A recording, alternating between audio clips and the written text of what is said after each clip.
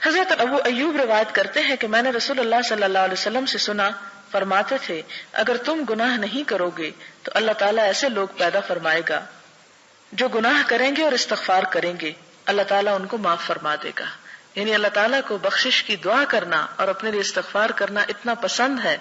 کہ ان لوگوں سے زیادہ پیارے ہیں اس کو وہ لوگ کہ جو گناہ کر کے پھر اس سے بخشش مانگے بنسبت اس کے کہ کوئی یہ دعویٰ کرے کہ وہ گناہ کرتا ہی نہیں. اور اسی طرح ایک اور حدیث میں حضرت ابو ہریرہ بیان کرتے ہیں کہ رسول اللہ صلی اللہ علیہ وسلم نے فرمایا، اس ذات کی قسم جس کے ہاتھ میں میری جان ہے، اگر تم گناہ نہیں کرو گے تو اللہ تعالیٰ تم کو لے جائے گا، تمہاری جگہ ان لوگوں کو لائے گا جو گناہ کریں گے پھر بخشش مانگیں گے، بس اللہ تعالیٰ ان کو معاف فرما دے گا. حضرت ابو ہریرہ بیان کرتے ہیں، یعنی اس حدیث کا یہ مطلب نہیں کہ انسان سوچے اچھا پھر میں کون سا گناہ کروں اور میرے لیے تو اب کھلی چھٹی ہو گئی ہے کہ جو چاہوں کروں. یہ نہیں، انسان کو اللہ تعالیٰ کے حضور ڈرتے ہوئے ہی، یعنی جب آپ باب الرجا پڑھیں تو پیچھے سے باب الخوف بھی پڑھ لیں کہ اللہ تعالیٰ جہاں بہت رحمت کرنے والے ہیں وہاں بہت شدید بھی ہیں. اور خاص طور پر گناہ کرتے وقت انسان کو یہ ضرور سوچ لینا چاہیے کہ جو گناہ میں کرنے جا رہا ہوں کتنی بڑی ہستی کی شان میں گستاخی ہے. کیونکہ انسان کو یہ نہیں دیکھنا چاہیے کہ گناہ کتنا چھوٹا ہے یا کتنا بڑا ہے، یہ دیکھنا چاہیے کہ جس رب کی نافرمانی ہو رہی ہے وہ رب کتنا عظیم ہے. اور آپ دیکھیں کہ جب آپ کی بات نہیں مانی جاتی، جیسے آپ کے بچے ہی ہوں یا آپ کے دوست احباب ہوں یا آپ کے شوہر ہی کیوں نہ ہو یا کوئی بھی، تو آپ کی فیلنگ یا آپ کے احساسات کیا ہوتے ہیں؟ تو اللہ تعالیٰ تو اپنے بندوں سے 70 ماؤں سے بڑھ کے پیار کرنے والا ہے. تو جب بندہ جان بوجھ کے گناہ کرتا ہے تو اللہ تعالیٰ کو بھی اس سے تکلیف پہنچتی ہے. اور پھر اگلی حدیث ہے، حضرت ابو ہریرہ بیان کرتے ہیں کہ ہم ایک جماعت حضور صلی اللہ علیہ وسلم کے ساتھ بیٹھے ہوئے تھے، ہمارے ساتھ حضرت ابو بکر، حضرت عمر بھی تھے. رسول اللہ صلی اللہ علیہ وسلم ہمارے درمیان سے اٹھے اور آپ کو ہم پر واپس تشریف لانے میں دیر ہو گئی. ہمیں خطرہ لاحق ہو گیا کہ کہیں ہماری غیر حاضری میں آپ کو قتل نہ کر دیا جائے. اس خیال سے ہم گھبرا کر کھڑے ہو گئے اور میں سب سے پہلے گھبرا کر اٹھا. چنانچہ میں حضور صلی اللہ علیہ وسلم کی تلاش میں نکلا یہاں تک کہ میں انصار کے باغ کے پاس پہنچا. راوی بیان کرتے ہیں کہ حضرت ابو ہریرہ نے لمبی حدیث بیان فرماتے ہوئے کہا کہ رسول اللہ صلی اللہ علیہ وسلم نے فرمایا، اے ابو ہریرہ، جاؤ اور اس باغ کے پیچھے جس شخص کو ملو اس کو جنت کی بشارت دے دو، بشرطے کہ وہ اس بات کی گواہی دیتا ہو کہ اللہ کے سوا کوئی معبود نہیں، اس بات پر اس کا دل بھی یقین رکھتا ہو. یعنی پورے خلوص کے ساتھ وہ یہ بات کہنے والا ہو، نہ کہ صرف ظاہری طور پر. حضرت عبداللہ بن عمرو بن عاص بیان کرتے ہیں کہ نبی صلی اللہ علیہ وسلم نے حضرت ابراہیم علیہ السلام کے بارے میں اللہ عز و جل کا فرمان پڑھا کہ ابراہیم علیہ السلام نے کہا، اے میرے پروردگار، انہوں نے بہت لوگوں کو گمراہ کیا، بس جو شخص میری تابعداری کرے گا وہ مجھ سے ہے. پھر حضرت عیسیٰ علیہ السلام کا قول تلاوت کیا کہ آپ ان کو عذاب دیں تو یہ آپ کے بندے ہیں، اور اگر آپ ان کو معاف کر دیں گے تو آپ غالب حکمت والے ہیں. بس آپ نے اپنے ہاتھوں کو اٹھایا اور دعا کی، اے اللہ پاک میری امت کو معاف کر دیجئے، اور آپ رونے لگ گئے. اللہ عز و جل نے فرمایا، اے جبریل علیہ السلام، محمد صلی اللہ علیہ وسلم کے پاس جاؤ اور ان سے پوچھو کہ آپ کس لیے رو رہے ہیں، حالانکہ اللہ تعالیٰ خود خوب جانتا ہے. بس آپ کے پاس جبریل علیہ السلام آئے،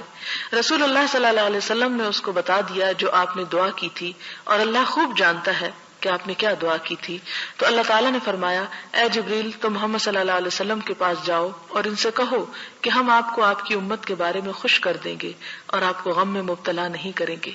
اس سے آپ اندازہ لگائیں کہ حضور صلی اللہ علیہ وسلم کے ہم پر کتنے احسانات ہیں، اور کتنا وہ اپنی امت کے بارے میں فکر مند ہوتے تھے، اور کتنا اپنی امت کے مستقبل کے بارے میں خوف رکھتے تھے کہ اللہ تعالیٰ کا غضب جو اتنا شدید ہے، اگر امت اس میں گرفتار ہو گئی تو چھوٹ کس طرح ہوگی. اور آپ ہمارے لیے دعائیں کرتے تھے، لیکن میں اور آپ سوچیں کہ ہم آپ صلی اللہ علیہ وسلم کے لیے کتنا درود پڑھتے ہیں، ہم آپ کے لیے کتنا درود بھیجتے ہیں اور آپ پر کتنا سلام پڑھتے ہیں. یہ کوتاہی ہونی نہیں چاہیے، کیونکہ آپ کے لیے جب درود شریف پڑھا جاتا ہے تو ایک دفعہ پڑھنے سے 10 رحمتیں لازم آتی ہیں. پھر اسی طرح حضرت معاذ بن جبل روایت کرتے ہیں کہ میں ایک گدھے پر نبی صلی اللہ علیہ وسلم کے پیچھے بیٹھا ہوا تھا. آپ نے فرمایا، اے معاذ، کیا تجھے معلوم ہے کہ اللہ کا اس کے بندوں پہ کیا حق ہے اور بندوں کا حق اللہ پر کیا ہے؟ میں نے عرض کی کہ اللہ اور اس کے رسول خوب جانتے ہیں. آپ نے فرمایا، اللہ کا بندوں پہ یہ حق ہے کہ وہ اس کی عبادت کریں اور اس کے ساتھ کسی چیز کو شریک نہ ٹھہرائیں، اور بندوں کا حق اللہ پر یہ ہے کہ اللہ پاک اس انسان کو عذاب میں مبتلا نہیں کرے گا جو اس کے ساتھ کسی کو شریک نہ ٹھہرائے گا۔ میں نے عرض کیا، یا رسول اللہ صلی اللہ علیہ وسلم، کیا میں لوگوں کو اس کی خوشخبری نہ دے دوں؟ آپ نے فرمایا، خوشخبری نہ دو، اس لیے کہ لوگ اس پر بھروسہ کر بیٹھیں گے اور عمل چھوڑ دیں گے، یعنی پھر کام نہیں کریں گے اور کہیں گے کہ بس چونکہ ہم کلمہ پڑھ رہے ہیں یہی ہمارے لیے کافی ہے۔ اور آج شاید ہمارے دور کی امت نے بھی یہی سوچ رکھا ہے، چونکہ ہم کلمہ پڑھتے ہیں اس لیے۔ لیکن سوچنا یہ چاہیے کہ ہم نے کلمہ کتنے شعور اور کتنے خلوص کے ساتھ پڑھا ہے۔ ہم تو اس لیے پڑھتے ہیں کہ مسلمانوں کے گھر میں پیدا ہو گئے، ہم نے اپنی ایفرٹ اور اپنے شوق اور اپنی محبت کے ساتھ کتنا اللہ تعالیٰ کا حق ادا کیا ہے، اس چیز کی طرف بھی توجہ لازم ہے۔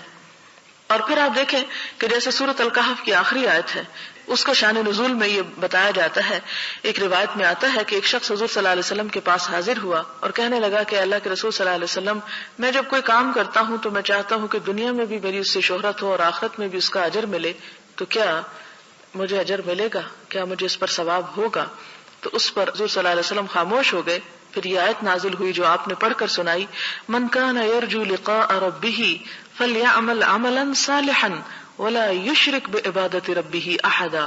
جو شخص اپنے رب سے ملاقات کی امید رکھتا ہو اسے چاہیے کہ نیک عمل کرتا رہے، فلیعمل یعنی عمل کرتا رہے یا کرے، عملا صالحا نیک عمل، اور کیا نہ کرے، ولا یشرک بعبادۃ ربہ احدا، اور اپنے رب کی عبادت میں کسی کو شریک نہ ٹھہرائے۔ اور رب کی عبادت میں یعنی جو بھی عبادت یعنی جو بھی اطاعت اور جو بھی نیکی کا کام انسان اللہ کی خوشی کے لیے کرے، پھر اس میں کسی اور کی خوشی کی پرواہ نہ کرے یا اس کو شامل نہ کرے۔ اگلی حدیث حضرت براء بن عازب سے روایت ہے، نبی صلی اللہ علیہ وسلم نے فرمایا، مسلمان سے جب قبر میں سوال کیا جاتا ہے تو وہ گواہی دیتا ہے کہ اللہ کے سوا کوئی معبود نہیں اور محمد صلی اللہ علیہ وسلم اللہ پاک کے رسول ہیں۔ اللہ کا ارشاد خدا مومنوں کے دلوں کو ٹھیک اور پکی بات سے دنیا کی زندگی میں بھی مضبوط رکھتا ہے اور آخرت میں بھی رکھے گا۔ یہ ارشاد اللہ تعالیٰ کا ارشاد اس کے مطابق ہے۔ مراد یہ ہے کہ جو شخص دنیا میں ایمان پر قائم رہا، قبر کے اندر جب اس سے سوال کیے جائیں گے تو اس کی وجہ سے وہاں بھی وہ ثابت قدم رہے گا۔ حضرت انس رسول اللہ صلی اللہ علیہ وسلم سے روایت کرتے ہیں، آپ نے فرمایا کہ کافر جب کوئی نیک کام کرتا ہے تو اس کی وجہ سے اس کو دنیا ہی میں مزہ چکھا دیا جاتا ہے، دنیا میں ہی کوئی نہ کوئی اس کے لیے خیر خواہی بھلائی پیدا کر دی جاتی ہے، اور مومن کے لیے اللہ پاک اس کی نیکیوں کا آخرت میں ذخیرہ بناتے ہیں اور اس کی فرما برداری کی وجہ سے دنیا میں بھی رزق دیتے ہیں۔ ایک روایت میں ہے، بے شک اللہ کسی مومن کی نیکی کو رائے گاہ نہیں کرتا، دنیا میں بھی اس کو بدلہ ملتا ہے اور آخرت میں بھی اس کو بدلہ ملے گا، لیکن کافر ان نیکیوں کی وجہ سے جو اس نے اللہ کے لیے کی تھی دنیا میں رزق دیا جاتا ہے، اور جب وہ آخرت کی طرف جائے گا تو اس کے پاس کوئی نیکی ایسی نہیں ہوگی کہ جس کا اسے بدلہ دیا جائے، یعنی کافر کی ہر نیکی کا بدلہ دنیا ہی میں دے دیا جاتا ہے۔ حضرت جابر بیان کرتے ہیں کہ رسول اللہ صلی اللہ علیہ وسلم نے فرمایا کہ جو شخص 5 نمازیں ادا کرے اس کی مثال اس بڑی نہر کی طرح ہے جو تم میں سے کسی ایک کے دروازے پر جاری ہو اور وہ روزانہ 5 دفعہ اس میں نہاتا ہو، یعنی نماز بھی گناہوں سے انسان کو پاک صاف کر دیتی ہے۔ اب آپ دیکھیں کہ حضور صلی اللہ علیہ وسلم نے اتنی بشارتیں دیں کہ اللہ تعالیٰ کلمہ پڑھنے والے مسلمان کو معاف کر دے گا، لیکن آپ ایک مثال ایسی نہیں ڈھونڈ سکتے صحابہ کرام کی زندگی میں کہ جس سے انہوں نے ان احادیث کا مطلب یہ سمجھا ہو کہ چاہے نماز پڑھے یا نہ پڑھے اللہ تعالیٰ معاف کر دے گا، کیونکہ ہمیں کوئی صحابی ایسے نہیں ملتے کہ جنہوں نے جان بوجھ کر کوئی ایک نماز بھی چھوڑ دی ہو۔ لیکن ہمارے فہم میں یا ہماری سمجھ میں غلطی ہو گئی، ہم نے ان احادیث کا اور ان باتوں کا مطلب یہ سمجھ لیا کہ صرف زبان سے لا الہ الا اللہ کہہ دو اور کچھ کام کرنے کی ضرورت نہیں، چاہے نماز پڑھو یا نہ پڑھو، روزہ رکھو یا نہ رکھو، فرائض ادا کرو یا نہ کرو، بخشش لازم ہے۔ یہ ان حدیث کا مطلب نہیں۔ اگر یہ ان کا مطلب ہوتا تو کیا صحابہ کرام کو سمجھ نہیں آئی تھی اور وہ عمل نہ کرتے؟ وہ بھی صرف اس پہ توکل کر کے بیٹھ جاتے، چونکہ کلمہ پڑھ لیا اب اور تو کچھ کرنے کی ضرورت نہیں۔ یہی وجہ تھی کہ صحابہ کرام میں سے ایک سے بڑھ کر نیکیوں میں آگے بڑھنے کی کوشش میں تھا، کیونکہ انہیں اس بات کی اچھی طرح سمجھ آ چکی تھی کہ لا الہ الا اللہ کہنے کا مطلب یہ ہے کہ پھر اللہ کی اطاعت بھی کی جائے۔ پھر اسی طرح آپ صلی اللہ علیہ وسلم بیان کرتے ہیں کہ جو مسلمان مر جاتا ہے اور اس کے جنازے میں 40 آدمی شریک ہوتے ہیں جو اللہ کے ساتھ کسی کو شریک نہ بناتے ہوں،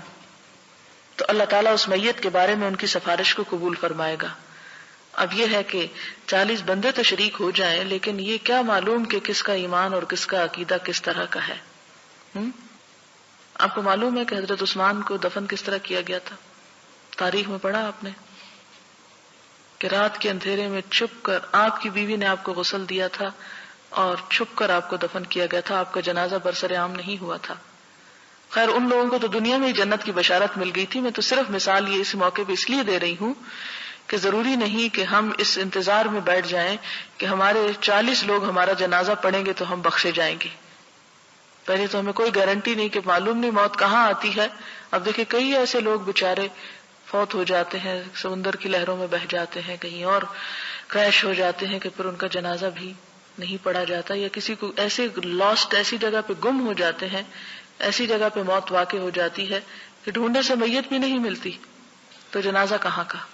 تو اس لیے ان چیزوں پہ بھروسہ کر کے انسان کو عمل نہیں چھوڑ دینا چاہیے۔ لیکن یہاں یہ صرف امید دلانے والی بات ہے کہ اللہ تعالیٰ سے امید رکھنی چاہیے،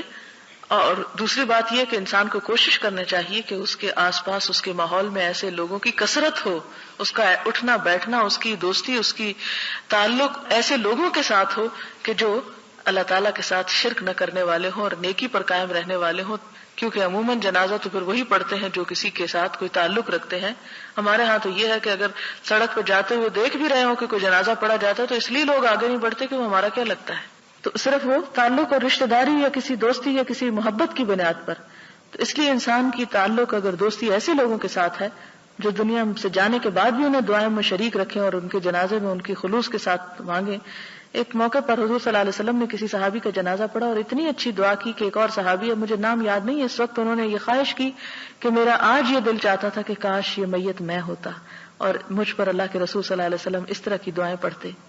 تو یہ قسمت کی بات ہوتی ہے کہ کسی کو کیا نصیب ہو جائے، اور وہ بھی اللہ تعالیٰ اپنی رحمت پھر اسی لیے کرتا ہے کہ وہ بندے اللہ تعالیٰ کی رحمت کو دعوت دیتے ہیں اور اس کے لیے فریادیں کرتے ہیں۔ پھر حضرت عبداللہ بن مسعود بیان کرتے ہیں کہ ہم نبی صلی اللہ علیہ وسلم کے ساتھ 40 انسان ایک خیمے میں تھے۔ آپ نے فرمایا کیا تم اس بات پر راضی ہو کہ تم تمام جنت والوں میں 1/4 ہو، یعنی جنت میں جتنے لوگ جائیں 1/4 تم لوگ ہو۔ ہم نے عرض کیا جی ہاں ہم راضی ہیں۔ آپ نے فرمایا کیا تم اس بات پہ راضی ہو کہ تم تمام اہل جنت میں 1/3 ہو، یعنی تیسرا حصہ ہو، چوتھا نہیں۔ ہم نے عرض کیا جی ہاں ہم راضی ہیں۔ آپ نے فرمایا اس ذات کی قسم جس کے ہاتھ میں محمد صلی اللہ علیہ وسلم کی جان ہے، میں امید کرتا ہوں کہ تم تمام اہل جنت سے نصف ہوگے، یعنی امت محمد صلی اللہ علیہ وسلم جنت والوں کا آدھا حصہ ہوگی، امید کرتا ہوں۔ اور یہ اس طرح ہے کہ جنت میں مسلمان کے سوا کوئی داخل نہ ہو سکے گا، اور تمہاری مثال مشرکین کے مقابلے میں اس سفید بال کی طرح ہے جو سیاہ رنگ والے بیل کے چمڑے میں ہوتا ہے۔ اندازہ کریں کہ دنیا میں مشرکین کی اتنی کثرت ہوگی کہ اس میں خالص عقیدے والے اس طرح ہوں گے کہ جیسے سیاہ بیل کے اندر جسم پر ایک سفید بال۔ اب نسبت دیکھیں کیا ہے، یعنی صرف زبان سے یہ کہہ دینا کہ لا الہ الا اللہ یہ کافی نہیں ہے، انسان کو ہر دم کوشش کرنی چاہیے کہ کہیں اس کی زبان سے کہیں اس کے عمل میں کوئی ایسا شرک کا عمل جو ہے وہ داخل نہ ہو جائے۔ آپ دیکھیں کہ ایک شخص حضور صلی اللہ علیہ وسلم کے پاس آتا ہے اور کہتا ہے کہ جو اللہ چاہے اور جو آپ چاہیں۔ آپ صلی اللہ علیہ وسلم کا چہرہ بدل جاتا ہے اور آپ فرماتے ہیں اجعلتنی للہ ندن، کیا تم نے مجھے اللہ کا شریک بنا دیا؟ نہیں، یوں کہو کہ جو اللہ چاہے اور بس،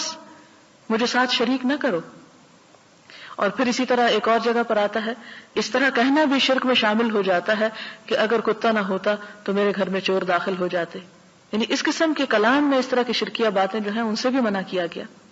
اور اسی طرح نماز روزہ جو بھی نیکی انسان کرے صرف خدا کی رضا کے لیے کرے، اس لیے نہ کرے کہ لوگوں کے درمیان اس کو نیکی کی شہرت حاصل ہو۔ تو یہاں پر آپ دیکھیں کہ آپ نے فرمایا، یہ دوبارہ آپ دیکھیں تاکہ اچھی طرح سمجھ میں آئے کہ تمہاری مثال مشرکین کے مقابلے میں، یعنی جنت میں جانے والے اہل ایمان کی مثال مشرکین کے مقابلے میں اس سفید بال کی طرح ہے جو سیاہ رنگ والے بیل کے چمڑے میں ہوتا ہے۔ چمڑا یعنی اسکن کے اوپر جتنے بال اگے ہوتے ہیں ان میں سے ایک سفید بال کی طرح، یا اس سیاہ بال کی طرح جو سرخ رنگ کے بیل کے چمڑے میں ہوتا ہے۔ یعنی باقی سارے کا سارا بال سرخ ہے، ایک بال سیاہ ہے، یا باقی سارے کا سارا سیاہ ہے اور ایک بال سفید ہے۔ حضرت ابو موسیٰ اشعری بیان کرتے ہیں کہ رسول اللہ صلی اللہ علیہ وسلم نے فرمایا جب قیامت کا دن ہوگا تو اللہ تعالیٰ ہر مسلمان کو ایک یہودی یا عیسائی دے کر فرمائے گا کہ دوزخ سے تیرا نجات حاصل کرنا اس کے بدلے میں ہے۔ ایک روایت میں نبی صلی اللہ علیہ وسلم نے فرمایا کہ مسلمان قیامت کے دن پہاڑوں جیسے گناہوں کو لے کر آئیں گے لیکن اللہ تعالیٰ ان کو معاف کر دے گا، یعنی ان کے ایمان کی وجہ سے اور ان کی توحید کی وجہ سے۔ اور پھر یہ کہ یہ دفع الی کل مسلم، اس کا مطلب حضرت ابو ہریرہ کی حدیث سے واضح ہو رہا ہے کہ ہر آدمی کے لیے ایک مقام جنت میں ہے اور ایک جہنم میں۔ پس ایماندار انسان جب جنت میں داخل ہو جائے گا تو کافر اس کی جگہ دوزخ میں جائے گا۔ وہ حدیث آپ کو یاد ہوگی کہ حضور صلی اللہ علیہ وسلم نے فرمایا کہ جب بندہ قبر میں ہوتا ہے تو اس کا ٹھکانہ جو ہے وہ جنت یا دوزخ جو بھی ہوتا ہے اسے دکھایا جاتا ہے، اور اس کے ساتھ اس کو اگر جنتی ہے تو دکھایا جاتا ہے، اگر تم جہنمی ہوتے تو وہ تمہارا ٹھکانہ ہوتا، اور اسی طرح جو جہنم کا شخص ہوتا ہے اس کو دکھایا جاتا ہے اگر تم جنتی ہوتے تو تمہارا جنت میں وہ جگہ تھی۔ اب قیامت کے دن ان جگہوں کا تبادلہ ہو جائے گا، مسلمان کے مومن کے جہنم والی جگہ پر کافر چلا جائے گا، اور کافر کے لیے جو جنت کا ٹکڑا رکھا ہوا تھا اور وہ اس کا اہل نہیں بنا اس کی جگہ مسلمان چلا جائے گا، وہ تبادلہ ہو جائے گا اس طرح۔ اب آپ دیکھیں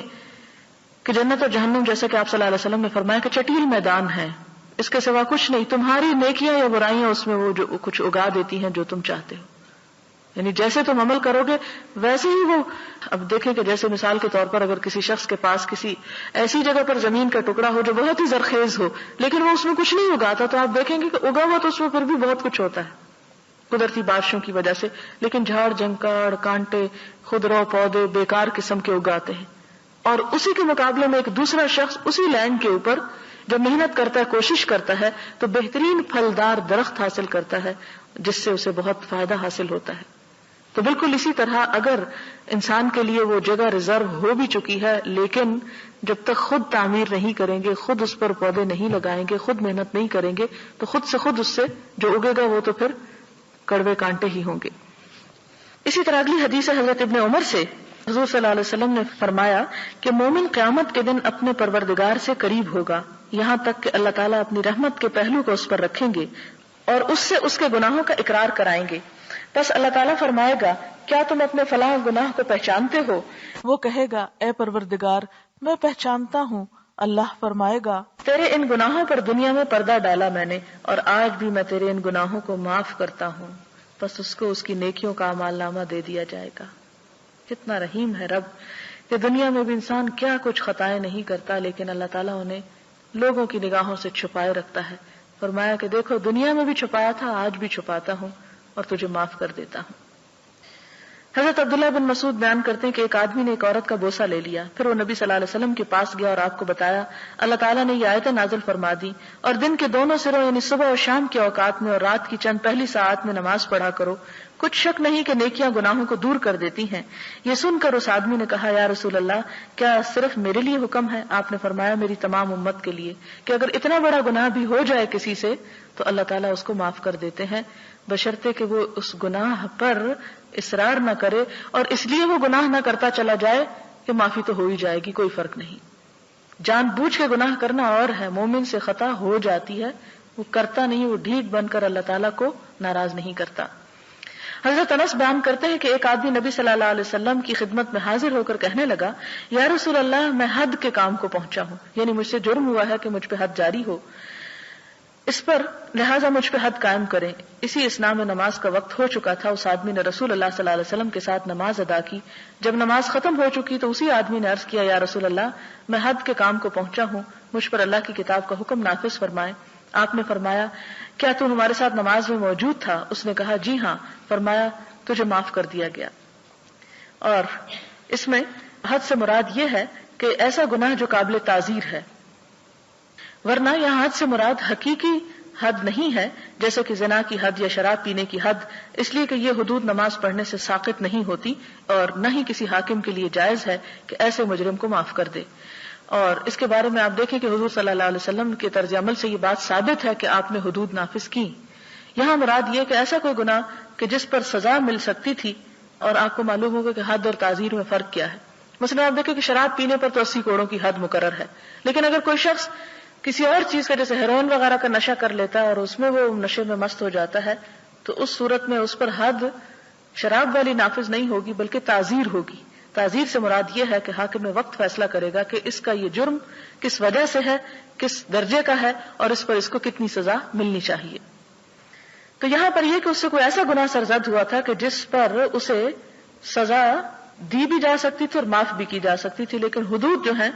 ان کا نافذ کرنا جو ہے، جیسے سورۃ نور میں آپ پڑھ سکتے ہیں کہ اللہ تعالیٰ فرماتے کہ سورۃ انزلناہا وفرضناہا، یہ ایک ایسی سورت ہے جسے ہم نے نازل کیا اور ہم نے اسے فرض کیا. اور اس کی تفسیر میں اگر آپ پڑھیں تو آپ نے دیکھیں کہ حضور صلی اللہ علیہ وسلم نے فرمایا کہ ایک ایسا حاکم جو کسی حد میں اگر 1 کوڑے کا اضافہ کرتا ہے تو وہ بھی جہنم میں ہے، اور اگر 1 کوڑے کی کمی کر دیتا ہے تو وہ جہنم میں. قیامت کے دن جب اللہ تعالیٰ اس سے پوچھیں گے کہ تم نے ایسا کیوں کیا، تو جس نے زیادہ کی ہوگی وہ کہے گا کہ اس لیے تاکہ لوگ عبرت پکڑے. تو آپ نے فرمایا، اللہ تعالیٰ فرمائے گا کہ نہیں، تجھے یہ اختیار نہیں کہ تو اس میں 1 کی بھی اضافہ کر. اور اگر کسی نے 99 مارے اور 100 چھوڑ دیا، اگر 100 کوڑے پڑنے تھے تو وہ اللہ تعالیٰ کو عرض کرے گا کہ میں نے رحم کہا کہ 1 معاف کر دیا. تو اللہ تعالیٰ فرمائیں گے کہ تجھے اختیار نہیں تھا کہ تو معاف کر دیتا. لہٰذا اللہ تعالیٰ کی حدود کو جہاں تک نافذ کرنے کا تعلق ہے وہ تو نافذ ہوں گی ہی، لیکن یہاں حد کا لفظ اپنے ٹیکنیکل ٹرم میں نہیں آیا بلکہ عام معنی میں آیا کہ اللہ کے رسول صلی اللہ علیہ وسلم مجھ سے کوئی گناہ ہو گیا، آپ مجھے سزا دیں تاکہ میرا گناہ دھل جائے. تو اس سے آپ اندازہ لگائیں کہ صحابہ کرام جان بوجھ کے گناہ نہیں کرتے تھے، اگر ہو بھی جاتا تو پھر فوراً آ جاتے اللہ کے رسول صلی اللہ علیہ وسلم کے پاس کہ دنیا میں ابھی سزا مل جائے. اس سے یہ پتہ چلتا ہے کہ اس کا یہ مطلب نہیں کہ انسان اس امید پر ٹھنڈے دل سے گناہ کرے کہ کیونکہ معاف ہونا ہے اس لیے میں گناہ کر لوں پھر معافی مانگ لیں گے. جیسے کہ وہ حضرت یوسف علیہ السلام کے بھائیوں نے کہا تھا کہ تم کیا کرو، یوسف کو قتل کر دو، وَتَكُونُوا مِن بَعْدِهِ قَوْمًا صَالِحِينَ، اور اس کے بعد تم نیک بن جانا. تو یہ کس کو دھوکہ دیتا ہے انسان؟ اللہ تعالیٰ کو نہیں. انسان اگر کبھی انسان ہونے کے ناطے جب خطا کر لیتا ہے تو ان گناہوں کی بخشش کا یہاں پر ذکر کیا جا رہا ہے. پھر حضرت انس بن مالک بیان کرتے ہیں کہ رسول اللہ صلی اللہ علیہ وسلم نے فرمایا، بے شک اللہ تعالیٰ اس بندے سے راضی ہوتا ہے جو کھانا تناول کرتا ہے تو الحمدللہ کہتا ہے، یا پانی پیتا ہے تو الحمدللہ کہتا ہے، یعنی نعمت کا پھر وہ ایک طرح سے شکر ادا ہو جاتا ہے. حضرت ابو موسیٰ روایت کرتے ہیں کہ نبی صلی اللہ علیہ وسلم نے فرمایا، بے شک اللہ رات کے وقت اپنے ہاتھ کو پھیلاتا ہے تاکہ دن بھر گناہ کرنے والے توبہ کریں، اور دن کو اپنا ہاتھ پھیلاتا ہے تاکہ رات بھر گناہ کرنے والے توبہ کر لیں. یہ سلسلہ قائم رہے گا جب تک کہ سورج مغرب کی طرف سے طلوع نہ ہو جائے. حضرت ابو نجیح عمر بن ابسہ السلمی روایت کرتے ہیں کہ دور جاہلیت میں میں سمجھتا تھا کہ لوگ گمراہی پر ہیں چونکہ وہ بتوں کی پوجا کرتے تھے، اس لیے میرے نزدیک وہ صحیح دین پر نہ تھے. چنانچہ میں نے سنا کہ مکہ میں ایک آدمی ہے جو لوگوں کو نئی نئی خبریں دیتا ہے، یعنی حضور صلی اللہ علیہ وسلم کی طرف اشارہ ہے. میں اپنی سواری پر سوار ہو کر اس کے پاس گیا تو میں کیا دیکھتا ہوں کہ وہ رسول اللہ صلی اللہ علیہ وسلم ہیں، چھپ چھپ کر رہتے ہیں اور اس کی قوم ان کی مخالفت میں بڑی دلیر ہے. میں ایک جگہ بلطائف الحیل میں ان کی خدمت میں حاضر ہوا. میں نے عرض کیا، یعنی آپ چونکہ چھپ چھپ کے عبادت کرتے تھے اس لیے خاص جگہ کا نام ہے کہ وہاں میں حاضر ہوا. میں نے عرض کیا کہ آپ کون ہیں؟ آپ نے فرمایا میں نبی ہوں. میں نے عرض کیا نبی کس کو کہتے ہیں؟ آپ نے فرمایا مجھے اللہ نے رسول بنا کر بھیجا ہے. میں نے عرض کیا کیا چیز دے کر بھیجا ہے؟ آپ نے فرمایا مجھے صلہ رحمی کرنے اور بتوں کو توڑنے کے لیے بھیجا ہے، نیز اس لیے کہ اللہ کو ایک سمجھا جائے، اس کے ساتھ کسی کو شریک نہ ٹھہرایا جائے. میں نے عرض کیا اس دین پر آپ کے ساتھی کون ہیں؟ فرمایا ایک آزاد ایک غلام. ان دنوں میں ابھی تک حضرت ابو بکر اور حضرت بلال اسلام کے دائرے میں داخل ہوئے تھے. میں نے عرض کیا میں آپ کا تابع دار ہوں. آپ نے فرمایا ان حالات میں آپ کے لیے میری تابع داری کرنا مشکل ہے. لوگوں کا جو میرے ساتھ طرز عمل ہے وہ آپ کے سامنے ہے. ابھی آپ اپنے گھر واپس چلے جائیں، جب آپ سنیں کہ مجھے غلبہ حاصل ہو چکا ہے تو میرے پاس آ جانا. وہ بیان کرتا ہے کہ میں اپنے گھر چلا گیا. جب رسول اللہ صلی اللہ علیہ وسلم ہجرت فرما کر مدینہ تشریف لے گئے تو ابھی تک میں گھر میں ہی تھا اور آپ کے بارے میں خبریں معلوم کرتا رہتا تھا اور لوگوں سے پوچھتا رہتا تھا، یہاں تک کہ میرے گھر والوں میں سے ایک جماعت مدینہ گئی. واپسی پر میں نے ان سے پوچھا کہ اس آدمی کا کیا حال ہے جو مدینہ میں آیا ہوا ہے. انہوں نے جواب دیا لوگ تیزی کے ساتھ اس کی طرف جا رہے ہیں. اس کی قوم نے اس کو قتل کرنے کا منصوبہ بنایا تھا لیکن وہ اسے قتل نہ کر سکے. یہ سن کر میں مدینہ آیا، آپ کی خدمت میں حاضر ہوا. عرض کیا یا رسول اللہ صلی اللہ علیہ وسلم آپ مجھے پہچانتے ہیں؟ فرمایا ہاں تو وہی انسان ہے جو مجھے مکہ میں ملا تھا. بس میں نے عرض کیا یا رسول اللہ صلی اللہ علیہ وسلم مجھ کو وہ باتیں بتلائیں جو اللہ نے آپ کو سکھائی ہیں اور میں ان باتوں کو نہیں جانتا، مجھ کو نماز کے بارے میں بتائیں۔ فرمایا صبح کی نماز ادا کرنے کے بعد جب تک سورج ایک نیزے کے برابر نہ ہو جائے نماز ادا کرنے سے بند رہو، اس لیے کہ سورج شیطان کے 2 سینگوں کے درمیان طلوع ہوتا ہے، اس وقت کافر اس کو سجدہ کرتے ہیں۔ اس کے بعد نماز پڑھو، اس لیے کہ نماز میں فرشتے حاضر ہوتے ہیں اور نماز پڑھنے والوں کے گواہ بنتے ہیں، یہاں تک کہ نیزے کا سایہ تقریباً رہے، یعنی نصف النہار کے وقت۔ تو اس وقت بھی نماز پڑھنے سے رکے رہو، کیونکہ اس وقت جہنم زیادہ بھڑک رہی ہوتی ہے۔ جب سایہ ڈھل جائے تو نماز پڑھو، اس لیے کہ نماز میں فرشتے حاضر ہوتے ہیں اور نماز پڑھنے والوں کے گواہ بنتے ہیں، یہاں تک کہ تو عصر کی نماز ادا کرے، پھر سورج کے غروب ہونے تک نماز پڑھنے سے رک جا، یہاں تک کہ سورج ڈوب جائے، اس لیے کہ سورج شیطان کے 2 سینگوں کے درمیان ڈوبتا ہے اور اس وقت کافر اس کو سجدہ کرتے ہیں۔ راوی نے بیان کیا، میں نے عرض کیا اے اللہ کے نبی صلی اللہ علیہ وسلم، مجھے وضو کے بارے میں کچھ بتائیں۔ فرمایا تم میں سے جو آدمی وضو کا پانی قریب کرتا ہے، کلی کرتا ہے، ناک میں پانی ڈالتا ہے، ناک صاف کرتا ہے تو اس کے چہرے، منہ، ناک کے گناہ گر جاتے ہیں، پھر جب چہرہ دھوتا ہے جس طرح اللہ نے حکم دیا تو چہرے کے گناہ داڑھی کے کناروں سے پانی کے گرنے کے ساتھ گر جاتے ہیں، پھر اپنے دونوں ہاتھوں کو کوہنیوں تک دھوتا ہے تو اس کے دونوں ہاتھوں کے گناہ اس کی انگلیوں سے پانی کے ساتھ گر جاتے ہیں، پھر اپنے سر کا مسح کرتا ہے تو اس کے سر کے گناہ اس کے بالوں کے کناروں سے پانی کے ساتھ گر جاتے ہیں، پھر اپنے دونوں پاؤں کو ٹخنوں تک دھوتا ہے تو اس کے دونوں پاؤں کے گناہ اس کی انگلیوں سے پانی کے ساتھ نکل جاتے ہیں۔ بس جب وہ نماز پڑھنے کے لیے کھڑا ہوتا ہے اللہ تعالیٰ کی حمد و ثنا کرتا ہے اور اس کی بزرگی بیان کرتا ہے جس طرح کہ اس کی شان کے لائق ہے، اور اپنے دل کو اللہ کی طرف متوجہ کرتا ہے، یعنی خشوع سے نماز پڑھتا ہے، تو وہ اپنے گناہوں سے اس طرح باہر نکل آتا ہے جیسا کہ وہ ماں کے پیٹ سے پیدا ہونے کے دن تھا۔ یعنی یہ عبادات جو ہیں یہ بھی انسان کے گناہوں کو دھونے کا سبب بنتی ہیں۔ عمرو بن ابسہ نے جب یہ حدیث ابو امامہ رسول اللہ صلی اللہ علیہ وسلم کے صحابی سے بیان کی تو ابو امامہ نے کہا اے عمرو بن ابسہ، خیال کر، ایک ہی وقت میں تو اتنی باتوں کو بیان کر رہا ہے کہ آدمی کے اتنے اتنے گناہ دور ہو جائیں گے۔ عمر نے کہا اے ابو امامہ، میں بوڑھا ہو چکا ہوں اور میری ہڈیاں کمزور ہو گئیں، میری موت کا وقت قریب آ چکا اور مجھے کچھ حاجت نہیں کہ میں اللہ اور اس کے رسول پر جھوٹ بولوں، یعنی میں تمہیں کوئی غلط حدیث نہیں سنا رہا۔ اگر میں نے اس حدیث کو رسول اللہ صلی اللہ علیہ وسلم سے 1 بار یا 2 بار یا 3 بار یہاں تک کہ 7 بار نہ سنا ہوتا تو میں اس حدیث کو کبھی بیان نہ کرتا، لیکن میں نے آپ سے یہ حدیث اس سے بھی زیادہ بار سنی ہے، اس لیے میں تمہیں سنا رہا ہوں کہ اس طرح انسان کے گناہ معاف ہوتے ہیں۔ اور پھر اگلی حدیث ہے، حضرت ابو موسیٰ اشعری سے روایت ہے، کہتے ہیں کہ آپ صلی اللہ علیہ وسلم نے فرمایا جب اللہ تعالیٰ کسی امت پر رحمت کرنے کا ارادہ فرماتے ہیں تو امت سے پہلے ان کے نبی کی روح کو قبض فرما لیتے ہیں، پس نبی کو ان کے لیے بحیثیت منتظم ان سے پہلے بھیج دیتے ہیں، اور جب کسی امت کی بربادی کا ارادہ کرتے ہیں تو نبی کی زندگی ہی میں ان کو عذاب میں مبتلا کرتے ہیں، اور نبی زندہ ہوتا ہے، ان کی تباہی اور بربادی کو دیکھ رہا ہوتا ہے، اور ان کی تباہی سے اس کی آنکھوں کو ٹھنڈک نصیب ہوتی ہے، اس لیے کہ یہ لوگ نبی کو جھٹلاتے رہے اور اس کے حکم کی نافرمانی کرتے رہے۔ اگلا باب جو ہے یہ امید کے بارے میں ہے، اور پھر اس سے اگلا جو ہے خوف اور امید دونوں کو ایک ساتھ رکھنے کا بیان ہے، اور یہیں سے پتہ چلتا ہے کہ دین اعتدال کا دین ہے، ایک بیلنس دین ہے، اس میں ایسا نہیں کہ انسان خوف سے مایوس ہو جائے یا امید سے پھر بے پرواہ ہو جائے اور ہر غلط کام کرے، بلکہ اصل ایمان جو ہے خوف اور امید دونوں کے درمیان ہے۔ وآخر دعوانا ان الحمد للہ رب العالمین۔ سبحان اللہ وبحمدہ عدد خلقہ ورضا نفسہ وزنة عرشہ ومداد کلماتہ، سبحان اللہ العظیم، سبحان اللہ والحمد للہ ولا الہ الا اللہ واللہ اکبر ولا حول ولا قوة الا باللہ العلی العظیم۔ اللہم صل علی محمد وعلی آل محمد كما صلیت علی ابراہیم وعلى آل إبراهيم إنك حميد مجيد۔ اللهم بارك على محمد وعلى آل محمد كما باركت على إبراهيم وعلى آل إبراهيم إنك حميد مجيد۔ ربنا ظلمنا أنفسنا وإن لم تغفر لنا وترحمنا لنكونن من الخاسرين۔ ربنا آتنا في الدنيا حسنة وفي الآخرة حسنة وقنا عذاب النار۔ ربنا لا تزغ قلوبنا بعد إذ هديتنا وهب لنا من لدنك رحمة إنك أنت الوهاب۔ ربنا أفرغ علينا صبرا وثبت أقدامنا فانصرنا على القوم الكافرين ربنا افرغ علينا صبرا وتوفنا مسلمين ربنا هب لنا من ازواجنا